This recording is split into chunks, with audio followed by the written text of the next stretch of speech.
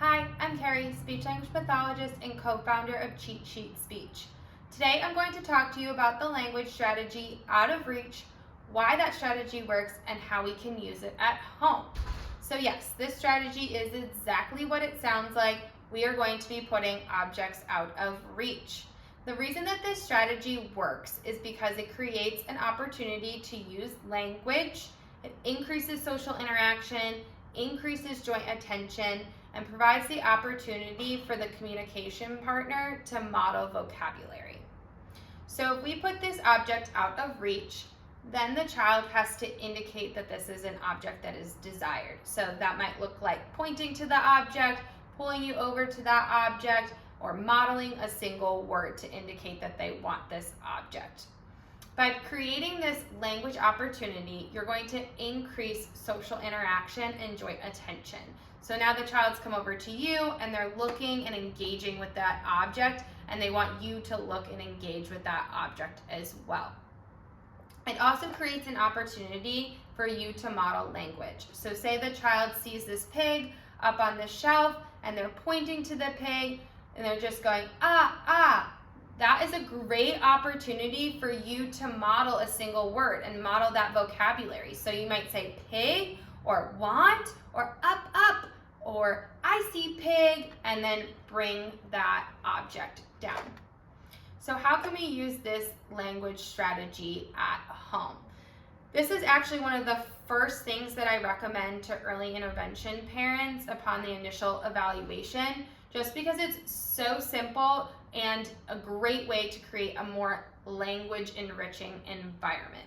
So what I usually say is to take objects, so all those toys, and put them in clear plastic baggies.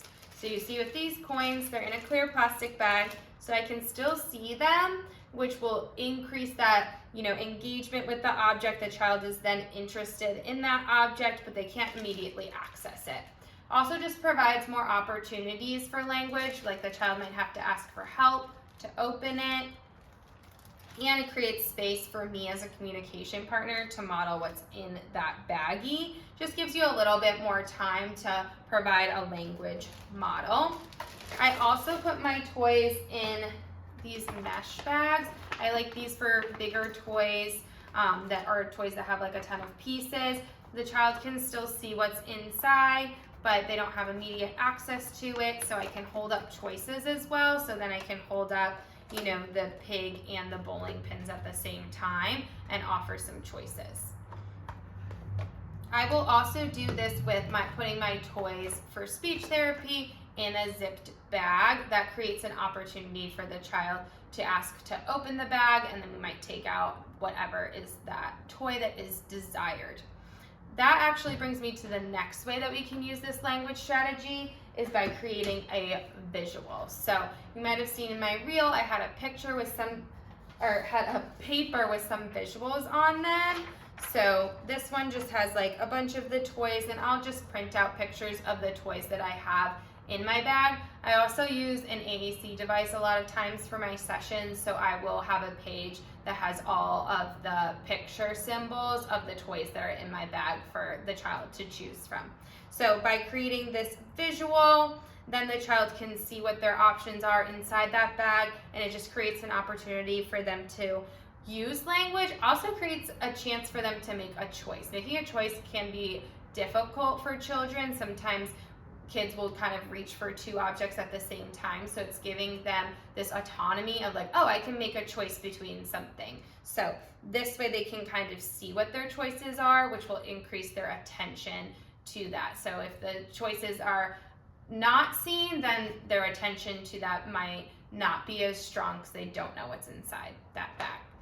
I will also do this with a pantry, so I will have the parents send me a list of snacks that the child likes or that they usually have at home, and then I'll create one of those, and I just call it a snack chart. So then they can put those snacks up out of reach, and it creates the opportunity for the child to either like bring mom over or bring dad over and point to it, and then they can, as the communication partner, model, oh, goldfish, you want goldfish, and then bring that object down. The last way that we can use that language strategy out of reach is by physically putting those objects out of reach. So I might put some of my toys up on a shelf so that they can still be seen, but they're out of reach. So then the child has to request for that object, or it will encourage them to point to the object if that's something that they're interested in. All right, so that is some ways that you can use that language strategy out of reach at home. If you have any questions or comments, please leave them in our comment section.